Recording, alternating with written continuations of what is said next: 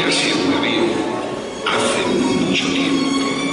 Es posible que en sueños hayáis visto el lugar, pues la historia tremenda que os voy a contar ocurrió cuando el mundo era antiguo. Seguro que os habéis preguntado, ¿las fiestas de dónde salieron? Si no, ahora vais a saber.